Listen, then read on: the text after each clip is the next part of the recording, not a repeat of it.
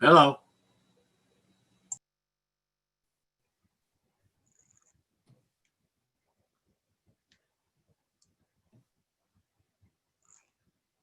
So Okay, Heather, is you should be everything all set. good from your perspective, from a technical standpoint? Yes, I think we're good to go. Okay. In that case, the City of Bowling Green Planning Commission meeting for December of 2020 will now come to order. Please call the roll. So Okay, Heather, is you should be everything all set. good from your perspective, from a technical standpoint? Yes, I think we're good to go. Okay. In that Hold on here, case, I the gotta- City of Bowling Green Planning Commission meeting for December of 2020 will now come to order. Please call the roll. So Okay, Heather, is you should be everything all set. good from your perspective?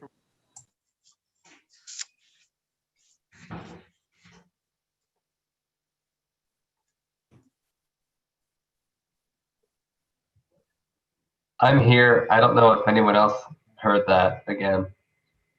Yeah, Yeah. the second, yeah, I think we all heard it. Well, Okay. I didn't know someone called my name. If they did, I'm here. Sorry. Should be good to go. Yeah. Mr. Earhart, Here. Mr. Betts? Mr. Betts, yes, here. Ms. Ennis, Here. Mr. McComber, Here. Mr. Michael, You have to unmute, Rich. Rich, let's unmute you. Hey, hello, can you hear me? Yes. yes. All right. I was on. Uh, Mr. J. Phillips, Here. Mr. K. Phillips, Ms. Sleek,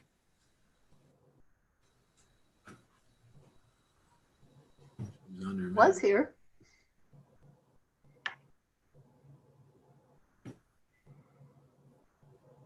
and Mr. Spittler.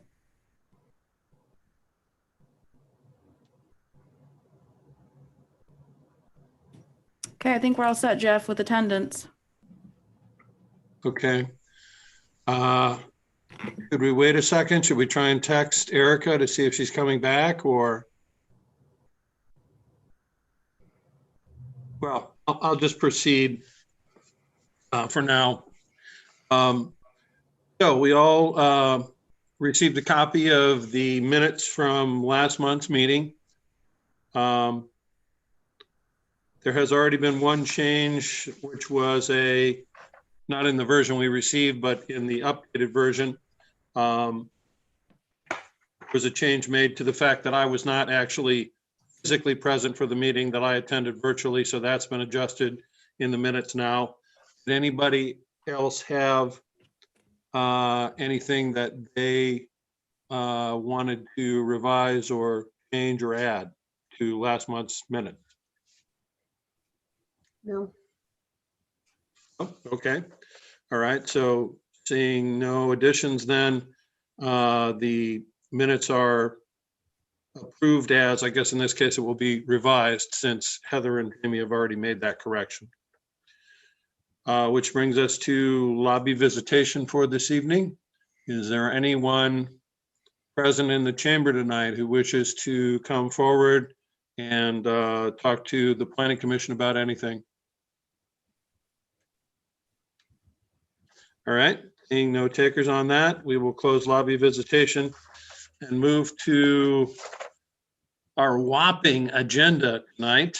Our first public hearing, which is a rezoning request for 2.761 acres located at the northwest corner of Thurston Avenue and East Wooster Street and the public parking lot along Manville Avenue from S3 planned institutional zoning and R2 single-family residential zoning classifications, Bowling Green Gateway District zoning classification. And the City of Bowling Green is the applicant. So, as always, we will begin with our staff report, which for this particular public hearing will also serve as our applicant testimony. Heather? Thank you. I'm just going to share my screen with the map.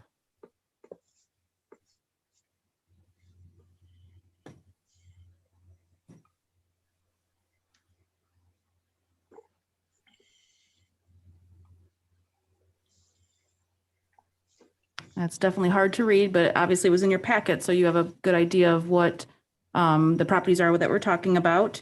As you recall, the Gateway District was created and adopted in July of this year, so it's a very new district, and we're trying to put it good use according to all the city's recent planning documents. So really this report, I think a lot of it you're intimately aware of, but we're going to go through it as briefly as possible. This is 2.761 plus or minus acres of 2 sites. The first site is the northwest corner of Thurston and Wooster. And then the other site is a public parking lot. So just south of Wooster along Manville Avenue. It does consist of several parcels, approximately 10 parcels. So again, most of it's on East Wooster, some on Court Street with frontage and Manville. The existing zoning is S3 plan institutional. That is for where the fire station and electric substation are now and some employee parking over there. The actual public parking lot that exists just south of East Wooster, that is actually R2 single family zoning. So again, we already mentioned the use being the city facilities. We also gave you a comparison of the S3 and R2, the current zoning versus the proposed zoning. Again, BG Gateway has a lot of features that we do not have currently in the zoning code, so that is really a main difference, especially design regulations.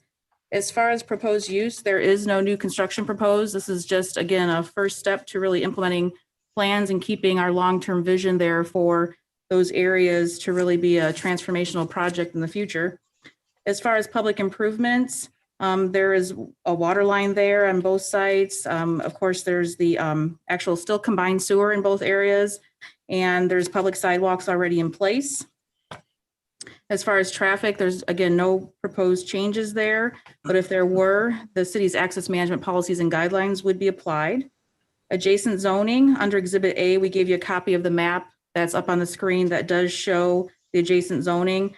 We have our B5 Transitional Central Business District to the west. We have S3 Plan Institutional, which is basically Bowling Green State University, what that's zoned, along with the north and east, it's both S3. And then we have B5 again to the south. As far as the staff recommendation, it definitely is a positive recommendation. Again, the city is instituting and the applicant of this rezoning. Typically with our reports, we go through each section of the master plan. So section 1 and 2 is devoted to the future land use plan that was adopted in 2014. We highlight the principles. We do highlight the recommendations that really relate back to this request. And again, I'm not going to go through each one because it's quite a lengthy report, but certainly if you have questions, please let me know.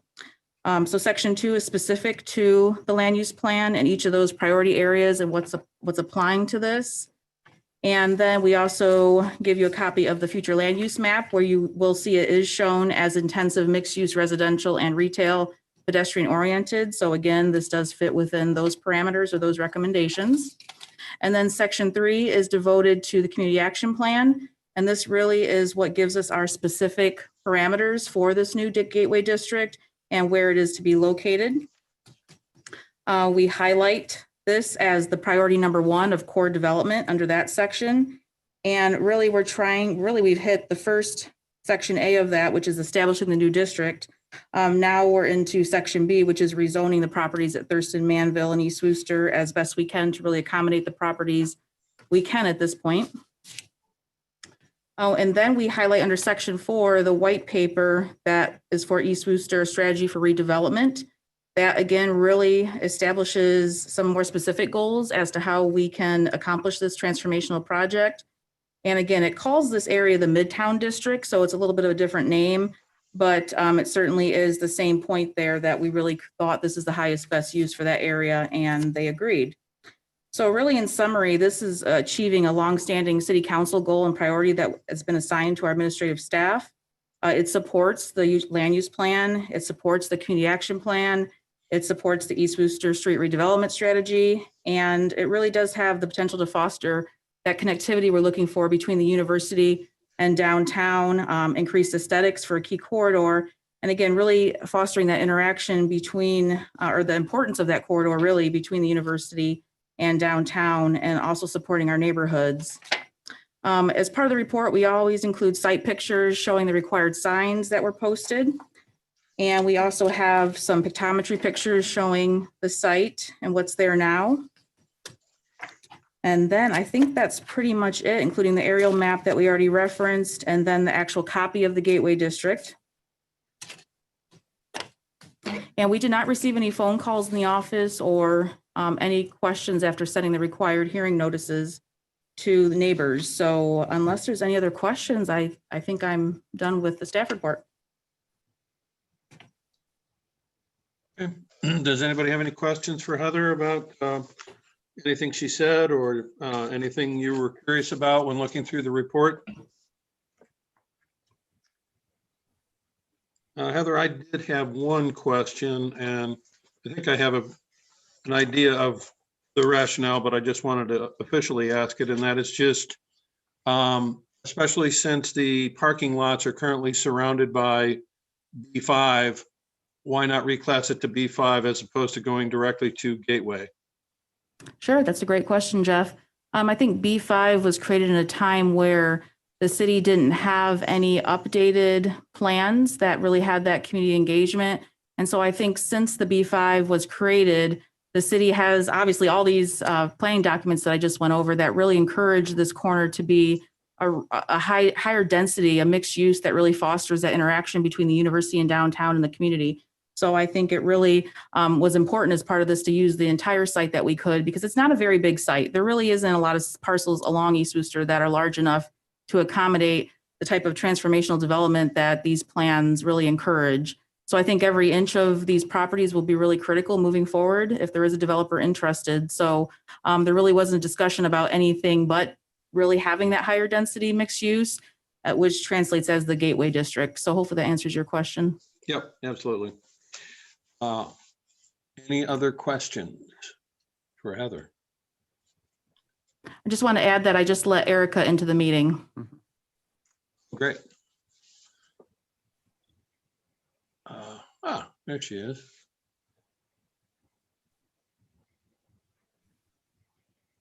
I will say, Heather, I really appreciate all the information you give us.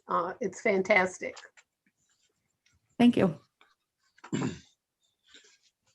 Erica, before I go to the next step of our public hearing here, since you just rejoined us, I'm curious I wanted to ask if you had any questions that came up for you in reading through the report information and, diagrams, et cetera, that Heather provided to us in our package, since she just went through, kind of summarized her report. Was there anything you saw that raised any questions in your mind that you wanted to ask her? No, I don't have any questions. Thank Okay. you. Okay, Thank you. great. In that case, again, since City of Bowling Green is the applicant, we've already heard applicant testimony as well. Brings us to public testimony. Is there anybody there tonight who wishes to ask any questions or make comments about the proposed rezoning? And okay, seeing none, just let me follow up and confirm then, Heather, that your office hasn't received any emails or phone calls from people asking any questions that we should hear at this point. Correct. Okay. All right. That being the case, we will close the public hearing and just move to our deliberation and vote. Seems pretty straightforward that, actually it's kind of exciting that it really wasn't that long ago when this plan was hatched to try and turn this property into, the Gateway development area. And now it's actually, one of the major steps is happening. So it's nice to see the planning process coming to fruition. Is there a motion from anyone about approval of this? So moved. Okay, we have a move. Is there a second? Yeah, second. Okay, it has been moved and seconded for this rezoning request to be approved. Jamie, please take a roll call vote. Mr. Earhart, Yes. Mr. Betts, Yes. Ms. Ennis, Yes. Mr. McComber, Yes. Mr. Michael, Yes. Mr. Phillips, Yes. Mr. J. Phillips, sorry. And Ms. Sleek? Yes. Okay, great. So it is unanimous. So our recommendation to the council will be that they approve this rezoning request as listed in our agenda this evening. Which brings us to our next rezoning request for tonight and our second public hearing, which is a rezoning request for 0.14 acres located at 518 and 522 East Wooster Street, identified as parcel number B07-511-19032100600 from B5 Transitional Central Business District zoning classification to Bowling Green Gateway District zoning classification. And Craig and Barbara Cheatwood are the applicants. So again, we begin the public hearing with our staff report from Heather. Yes, thank you. I'm going to share my screen again.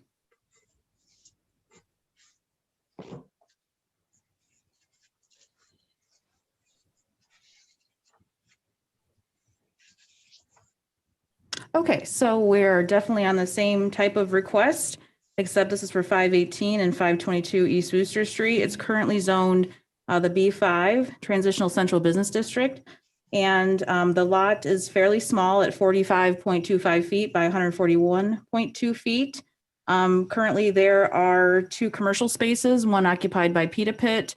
In the back, there is a residential structure that has 2 apartments in the lower unit and 1 apartment in the upper unit. Those are non-conforming uses, been around for several decades. The City of Bowling Green Planning Department did send a targeted letter to this corridor to 5 various property owners, really trying to, again, move or implement the B5 gate, or excuse me, the BG Gateway zoning.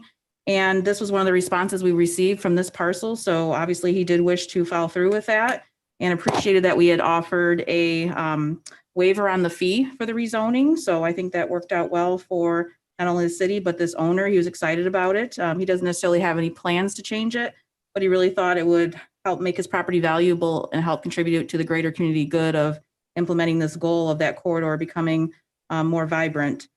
So again, as Jeff mentioned, the property owner is Hansam Rentals LLC, which is Craig and Barbara Splutzer Cheatwood. All the procedure requirements for the hearing have been met, again, under section 150.111. We did notify all the adjoining property owners with the letter. As far as existing zoning classification, I think we, many of us know intimately what the B5 zoning is, since we've been using that for a while now, and which also really mirrors the B3 Central Business District. That's why I included a copy of that. As far as the proposed zoning, the BG Gateway, again, we compare the B5 to the BG Gateway. Again, there are some similar characteristics, but I think the Gateway obviously has the design regulations and is much more higher density. As far as public improvements, those include an 8-inch combination sewer, 12-inch storm sewer available along East Wooster. There is water service already there with a 12-inch water line, and electric is available at the south end of the building, and there is a sidewalk. Again, with traffic, any new project would have to follow the access management policies and guidelines. As far as adjacent zoning, which is also on the aerial map above, is the B5 Transitional Central Business District, which would essentially be Pizza Pub that is next door. To the north is the S3 that we just discussed, that property also applying for the Gateway zoning. We also have to the east, which is also B5, and we have R2 single family, which is the public parking lot we're also discussing or just discussed tonight.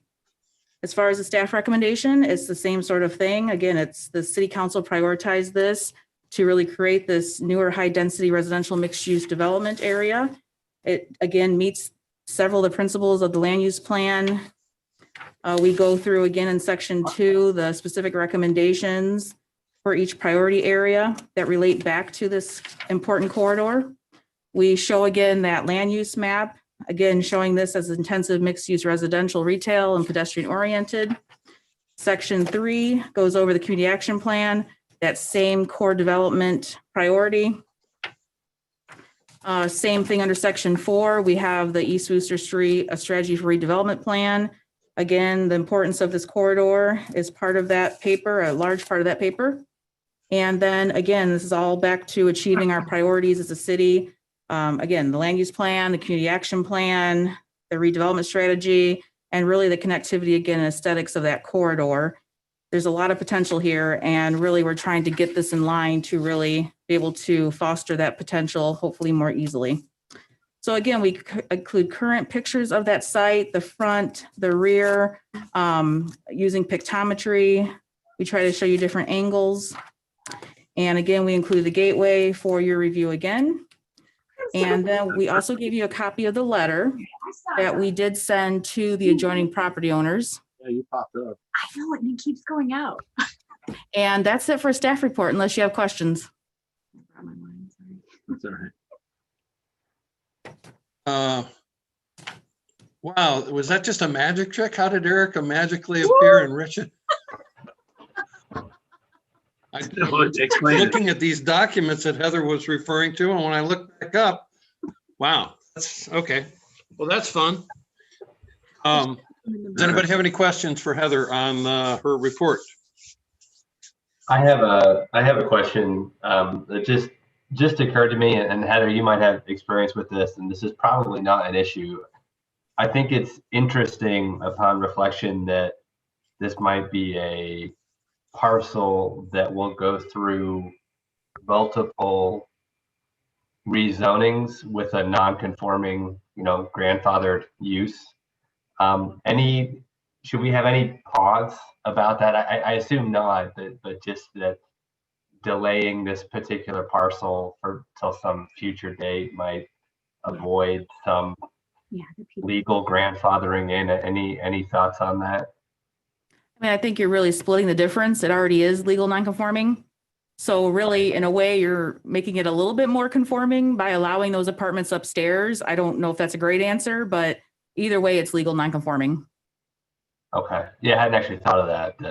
That oddly, it's sort of more conforming now, I guess, if we change it. You're right about that. Okay. Just had a thought.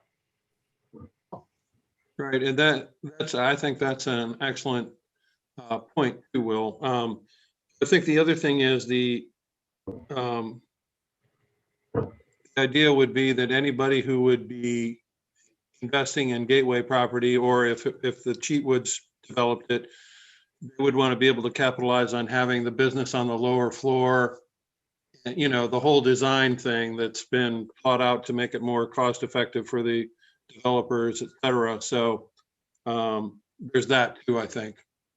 I think it kind of leads to the idea that at some point that property would not continue in its current form if somebody were truly doing a Gateway style development. I would also add to, that's a great point, Mr. Betts. The other point, when I had discussed this with the applicant, because he was concerned, he didn't want to make his property any less valuable or tie his hands in any way. And when you look at the uses of the B5 versus the Gateway District, you'll see that he's actually allowed to have many more uses that are currently allowed in B5. So he thought that was very appealing also. Right. Other questions for Heather? Anything from the magic team there? You guys have any questions? No? Okay. All right. In that case, is there anyone there representing the Cheatwoods tonight, Heather, to give us some applicant testimony? No, there are not. Okay. All right. So moving on then to public testimony. Is there anyone in the room there tonight who wishes to come forward and make a comment or ask a question about this?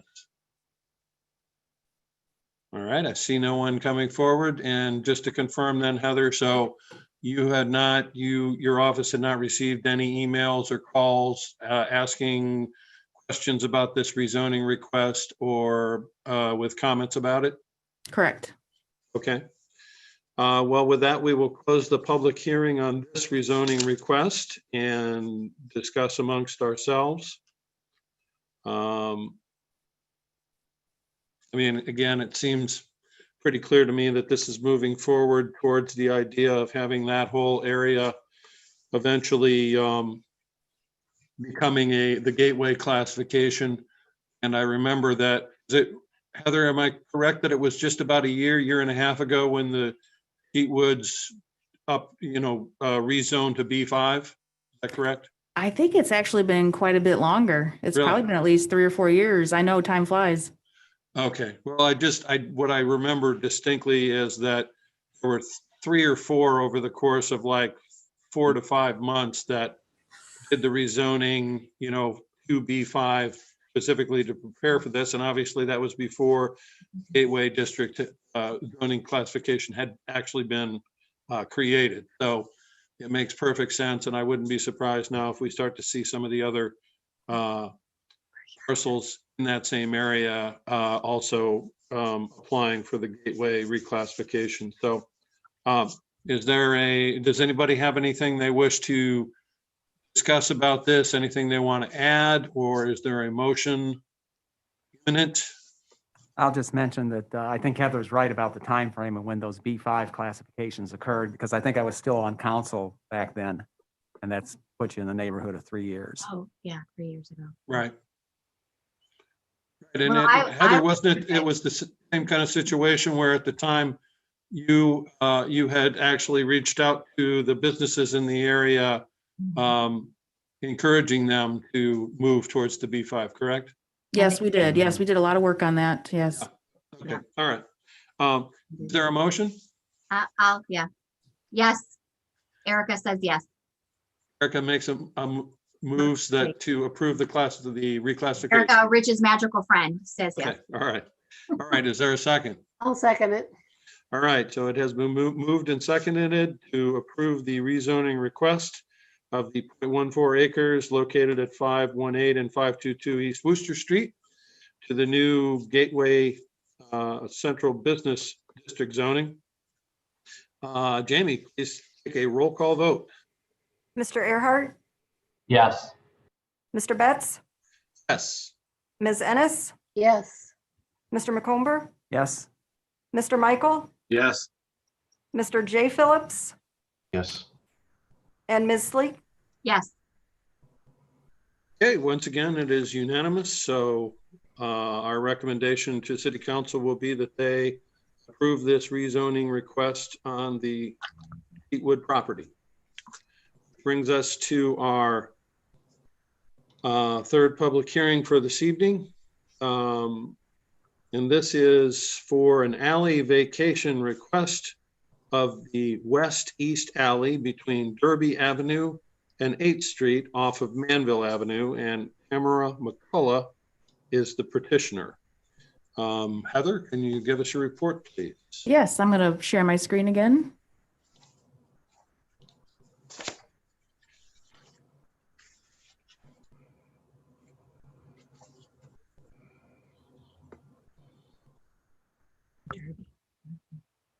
Okay, so on the screen, I did highlight the alley we're referencing in this request. The clerk of city council received a petition to vacate this alley. It was recommended that planning commission review this as the process normally goes on September 22nd of this year. And so your job at this point is to review this and provide a recommendation. We have given you a copy of the petition for your review along with this aerial view of the alley. I also included some pictures in the packet to give you an idea that it is an unimproved alley at this point. Administration, we normally request comments from departments that are potentially impacted, and staff comments indicated the alley vacation would have no impact to their operations. However, there is a sanitary sewer and sanitary manhole that exists right there now within that right of way. So if this alley were vacated, an easement for utilities would still be needed. So we would request that would be part of your recommendation to city council to include that easement if you do recommend the approval. We do notify all the adjoining property owners. We did not receive any questions or written correspondence that I'm aware of. So again, this would be a recommendation to city council. And we do have the attorney representing the petitioner here. So I am sure he'll have some comments or can answer any questions. Otherwise, that is it for as far as the staff report goes. Okay. Before we move to the applicant testimony, does anybody have any questions for Heather about her report? Okay. I have one, Heather, and that is just The last time we did an alley vacation, I always, that's such a weird phrase to me, alley vacation. The last time we did one of these, the alley was completely overgrown and really wasn't an alley at all. And I did not have a chance to go out and actually visibly lay eyes on this particular alley, but can you tell us the condition? And I couldn't quite tell from the picture. Can you tell us what the condition of this alley is? Is it the same kind of thing where it's mostly, it's not really an alley at all? Yeah, if you drove by this property, you would just think it's somebody's yard. It's just grass. Besides, obviously, the manhole, as I mentioned, being within that alley. Right. So aside from that manhole access, there's no practical use that's going to be sacrificed of what you would normally consider an alley doing, correct? Correct. And that same owner owns the 6 parcels that are to the north of the alley and the south of the alley. Gotcha. Okay. Okay. The questions for Heather. Okay, with I that, have I'd like to turn to the applicant testimony Will has then, if we could have our Will Bring has- us up, Will. applicant representative. Will Hey, has- I'm sorry. I'm sorry, Jeff. I had a question. I just have a procedural question for Heather Sure. that in terms of getting a utility easement, what would be the normal way we'd handle this? Is it a 2-step process? Would we do, I assume we wouldn't vacate, well, we would be accept the vacation without the easement first? I mean, how would that work procedurally? I did talk to the city attorney already about this, and it sounded like he would write that as part of the ordinance that would vacate that alley. So whatever that legal Perfect. description ends up looking with, as far as the width goes, I think that's the biggest factor to determine how wide that needs to be to accommodate that easement. So we would work in accordance with the utilities office to figure that out. Okay. And our But city it sounds like surveyor. it'd be simultaneous, it sounds like. That's what Correct. that's what I was hoping for. So, okay, great.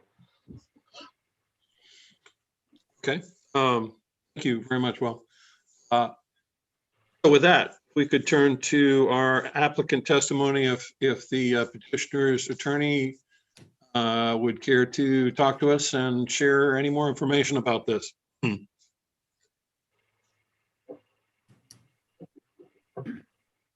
Oh, he's there. Tom Vatsberger, attorney, legal counsel for the executor of the estate of William Ward, who deceased on December 4th of 2019, Ms. McCullough. The applicant was appointed executor for that estate on December 19th of 2019. In looking at this property, Ms. McCullough consulted with a realtor here in Bowling Green. Her intention, she's a resident of Raleigh, North Carolina, is the sole beneficiary of the estate. Her intention is to sell the property, and the advice she was given that the property would be most marketable if the alley vacation was sought and granted by the city. Our application was filed in October of 2020. In the application, we had stated that the vacation of the alley would not be detrimental to the public interest, and there's no practical use for the alley at this point. As Ms. Saylor has said, driving by, one would not even think there was an alley there. It's all grassed over. And this property is comprised of 6 separate property parcels. One parcel was consumed by the residents of Mr. Ward, who is a longtime resident on 8th Street. The adjoining property owner, Teresa Riaz, spoke with her a couple occasions personally, visited her property. She signed the petition as well, has no objection to the vacation of the alley. With regard to the easement that was mentioned, Mr. Marsh had described what customarily done where the easement is built into the ordinance. any cost involved in the preparation and filing of the easement would be paid by Ms. McCullough. She's offered to do that on behalf of the estate. So we would respectfully request that the commission find this application well taken and approve it or recommend it for its approval. Does anybody have any questions for Mr. Vatsberger? I do. Does she have a seller? You said that she's selling. Has she sold it to someone, or are there anyone interested? No, it hasn't been actively marketed Oh, at this point. She spent her father was an interesting guy. He was a client of mine, wonderful man, quite a collector. So she spent a great deal of time going through the residence and removing belongings. Has put thought into this in terms of exactly what she was going to do with the property, but okay. Mr. Newlove has been very helpful and said. Which Mr. Newlove? It is to, pardon? Which Mr. Newlove? John, Richard. John, Dick, which family? Richard, Dick. Oh, okay, yes. Yeah. Okay, That he recommended that we seek the vacation. okay. So no seller right now, but she does want to sell the property. Yeah, she is the seller, no buyer right now. Or no buyer, right, sorry, yes, okay. Okay, thank you. Other questions for Mr. Vatsberger? Okay, thank you very much, Mr. Vatsberger. You can go back to your seat. With that, we will close our public hearing and move to our deliberation.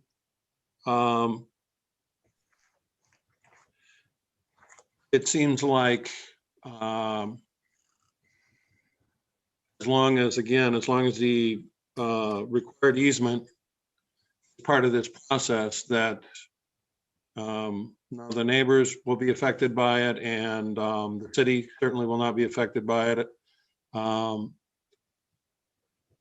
it really, and if there's no practical use of that alley at this point, and given that the applicant has agreed to pay for, any of the costs, it seems pretty straightforward to me that this is something that we should recommend approval for to City Council.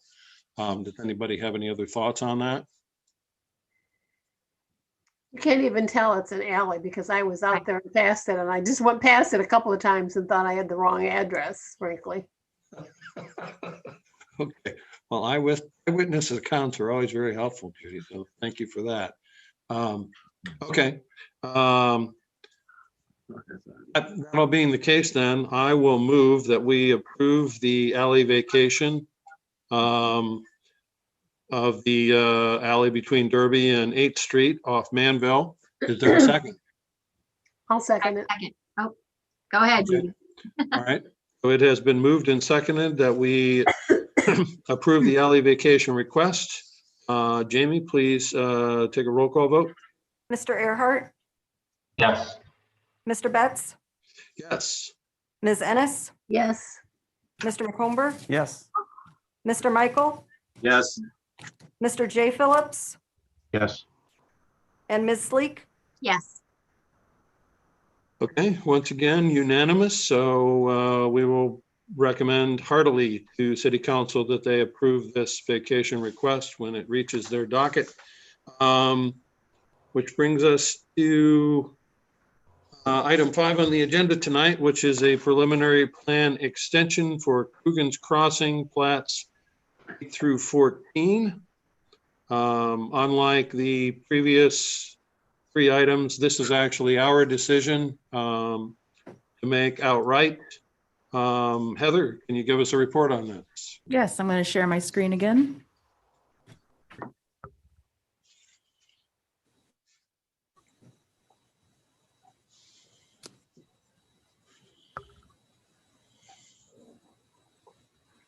This one right here, right?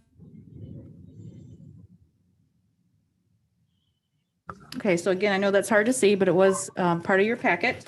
This aerial map does highlight the 2 areas where the expansion of Kogan's would occur. As far as approvals go, you did see this approximately a year ago and approve the preliminary plan. I was like, But according to section 151.13A of the subdivision regulations, approval of a preliminary drawing is only valid for up to 1 year. So they are requesting reapproval and extension of that approval for another year. Since we've last met, the city engineer did approve their construction plans, so they are eligible to move forward with those infrastructure improvements. Nothing has started as far as that goes. However, I just want to give you an update on that. But again, you did prove this back in December 5th of 2019. We have mailed letters to all the adjoining property owners that we do notify per a mayoral letter.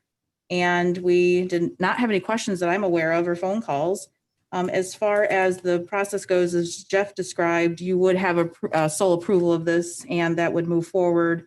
And we do have Shane Huntley that is joining us via Zoom. He is from Pogemeyer Design Group and he is representing the property owner as the engineer. So we can ask him any questions, and let me stop sharing my screen here.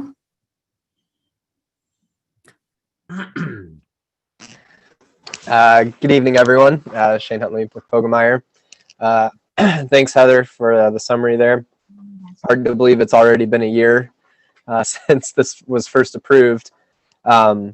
But yeah, so just seeking the 1 year extension on this.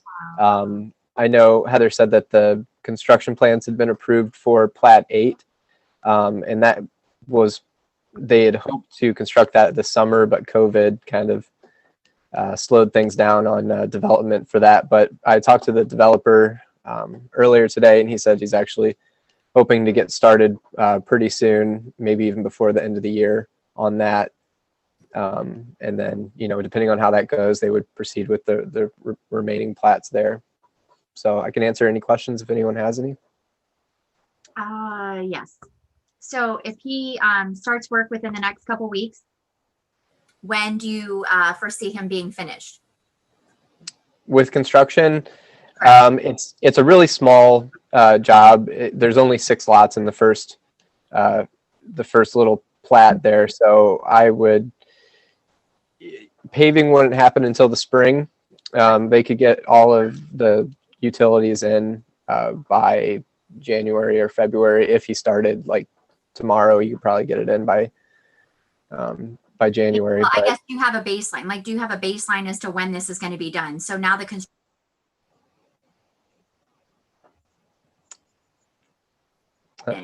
She froze. Oh, did I freeze? Yeah, sorry. When is the plan to be finished? Like the completion plan? Do you have a new plan? For just Plat 8 or are you talking about the whole For the project? Yes. Yeah, so I mean, for Plat 8, I don't know his timeline on when he expects that to be done. And as far as the long-term plan, I'm not aware of his plans on construction of that either. Okay, I was just concerned with the timeline on construction because we need to, obviously, your timeline, before, you're not sticking to that then, right? So the construction plans were approved, I think, in March. So, I mean, he has... That was, right. No, I'm not saying they're not approved, obviously. I just want to see if, there's going to be construction for another 2 years, or is the construction timeline going to stick to pretty much what you had before all of this happened? Currently, the only construction plans is Plat 8, which is only 6 lots.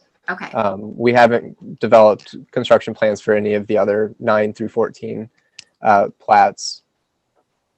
But the construction plan is still the same for the lots that you're doing now that it was previous. It's correct.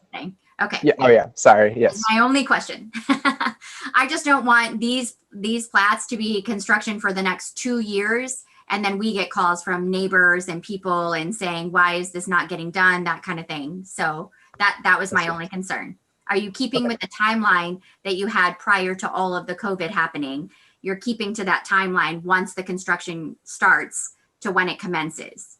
Correct. Okay. Perfect. I would also add, even after the construction is done, this owner would also be in front of you again because he would need final plat approval. Correct. So you'll see it again for every plat they're working on next. Correct. So this won't be the last of them, is my guess, that you will be reviewing the plats as they come along. Okay. Yeah, and we would likely bring that in front of you after construction is completed, so after paving. So most likely in the spring. Good luck. Heather, help me with understanding this. This covers plats 8 through 14. Correct. And it looks to me like that's about 50 lots. total. Shane might remember that in better detail because I think I focused on the total lots of the entire subdivision. I don't remember all the new plats together. Well, I was quickly counting them up and I came up with just about 50. So what you have in mind only covers plat 8. So what happens with plats 9 through 14? Would you have to come back at some point in the future to seek the same kind of extension that you're seeking now to build anything on those plats? Yeah, so we developed basically a master plan for the remaining portions of this subdivision. And sorry, I have my screen with the thing over here, so that's why I keep looking away. But yeah, so this was a master plan of the subdivision. We wanted to make sure that it was okay with the city for the entirety of what's remaining, knowing that in the future we would have to come and ask for these extensions as we've done in the past on other subdivisions like this. And at first, you know, he could develop construction plans for any grouping of these. If 8 goes well, he could do 9 through 11 simultaneously. I don't know what his plans are as far as how he wants to develop and when. But that's kind of why we submitted as a full development here, is to make sure that everything was, you know, fit into each other so that we weren't coming up with these small pieces that would then have to be planned for in the future. Just make sure it all ties together. Okay, I hope well, that answers your the question. value of getting the approval for all the plats, even though you don't plan to build on most of them for quite a while. But I think I see. Yeah, the value you of- are approving the whole preliminary layout of Yeah. both of those parcels. Yeah. So I think we just mentioned Plat 8 because that's the most recent construction plan that was approved that he would start construction on. Okay. But then this whole layout will be good for another year if it were approved tonight. And then he'd have to come back again and Yeah. again until it's all finalized. however They might many come back years. every year for 5 or 6 Yes. years. And that's typically how it was in the heyday of development plans back really when this started in 2001. That's, you know, between about 2007 is when we were seeing these monthly, these reapprovals. Okay, that's all I have, Shane. All right. Thank you. Any other questions for Mr. Hundley? Okay. Well, again, you know, it's the same plan from a year ago. It's nice actually to hear that there's optimism about at least moving forward with Plat 8, given everything that's going on with the pandemic and how that's impacted everybody's lives. Is there a motion to? Yep. I say approve? yes. Okay, so there's a motion, and is there a second? Come on, Rich. I'll second. Okay. Thanks, So it Joe. has been moved and seconded to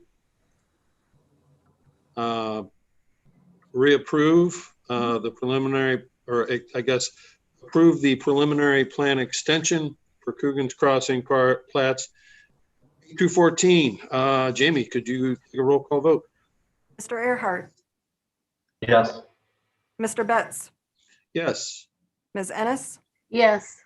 Mr. McComber, Yes. Mr. Michael, Mr. Michael, I think they froze again. Oh, we didn't freeze. Yes, he. We hear from you, Rich? Can you hear me? Yes. Yes. Mr. J. Phillips, Yes. and Ms. Sleek. Yes. Can you hear me? Yes. Do you know sign language? Does anyone know sign language? Because I can say yes. We heard you. You're good. Okay, so once again, it is unanimous. So we have decided on our own that the extension is approved for And then I saw Coogan's Crossing plats 8 through 14. Which brings us to the recommendation for city council to review the proposed ordinance amendments to sections 150.01, intent 150.04, compliance with regulations 150.10 districts, 150.103, application and insurance of zoning certificate, and 150.132, powers of the board, which are the zoning code sections related to the proposed new chapter 158 historic and architectural preservation code of the codified ordinances.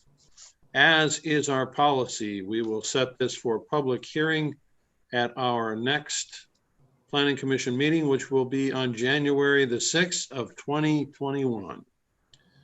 Which brings us to our reports for tonight. Judy. The zoning board did not meet last month, but we will be meeting next Wednesday. We have 3 or 4 variances to decide. And so on behalf of the zoning board, I'd like to take this time to wish everybody on the planning commission happy and safe holidays. Well, thank you much. And we extend that same well wish to you. Thank you. I will take it back to the zoning board. And Heather, your report?